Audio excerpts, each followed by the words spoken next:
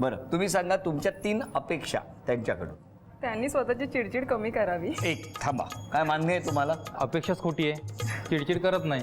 आता हे काय करतात. हा? नाही नाही, आता आईनं सांगितलं नाही करत म्हणजे नाही करत. आईच्या समोर नसेल करत, विक्रोळी स्टेशनवर केली तर आम्हाला कुठे कळणार आहे? नाही तसं नाही, आणि असेल तर मी करेन. कमी करेल. दुसरी अपेक्षा म्हणजे त्यांचं असं मी खरा असं. काय हो, हे मान्य आहे? नाही, अरे पण ते म्हणतायत त्या, तुम्ही सगळे आरोप असे कसे काय धुडकावून ते लावताय? खोटे आरोप लावते ती.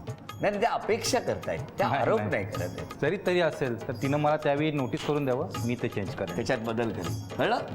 हां, हे सगळे तुमचे नाहीत ना, ती अपेक्षा? नाही. हां, बरं. तिसरी अपेक्षा. तिसरी म्हणजे त्यांनी थोडा कुटुंबासाठी वेळ काढावा. फार कामात व्यस्त असतात ते, म्हणजे त्यांना अजिबात वेळ नसतो, म्हणजे वेळ काढतच नाहीत मुळात ते. तर ॲटलिस्ट वर्षातनं, म्हणजे माझी तरी अशी इच्छा आहे की वर्षातनं एकदा पूर्ण कुटुंबाला कुठेतरी बाहेर फिरायला न्यावं. Very good. काय हो, हो, नक्की ट्राय करेन. प्रयत्न करेल? हां, नक्की. नाही प्रयत्न नाही, न्याय घेऊन जाईन, घेऊन जाईन. घेऊन जाणार. कुठे बाहेर म्हणजे घराच्या बाहेर नाही? नाही हो, कुठे राहता तुम्ही? नेरूळ. नेरूळ म्हणजे येऊन जाऊन ते गार्डन तुमचं? Wonder park. वंडर पार्क नाही, जरा लांब नाही, नाही. तिकडे नाही, बाहेर चांगल्या ठिकाणी घेऊन जाईन. बरं, तुमच्या 3 अपेक्षा सांगा. पहिली गोष्ट म्हणजे तिनं, जशी आता माझी वहिनी राहते, वहिनीला आई कधी सून म्हणून हे करत नाही, तर मुलगी, तर हिनं पण त्यांची मुलगी व्हावी. आणि जसं आम्ही राहतोय तसं त्यांनी बहिणी करून घेऊन बघा. काय हो, मान्य आहे? हां. दुसरी अपेक्षा? ती पण जरा पटकन स्वतःवर ओढून घेते. जर का असं बोललं ना मस्करी किंवा टोचून, तर पटकन अंगावर घेते तर, आणि रिॲक्ट होते. तर तसं करू नये. जॉईंट फॅमिली आहे, तर एकाच शब्दाने शब्द वाढू शकतो, ते तिथे तिनं समजून घ्यावं. काय हो, मान्य? प्रत्येक गोष्ट काही झालं ती अमुक एक बोलली म्हणजे ती मलाच बोलली असणार, हां. असं नाही असं नाही करायचं. असं ना? करायचं. हां. कळलं का? हां. तिसरी अपेक्षा?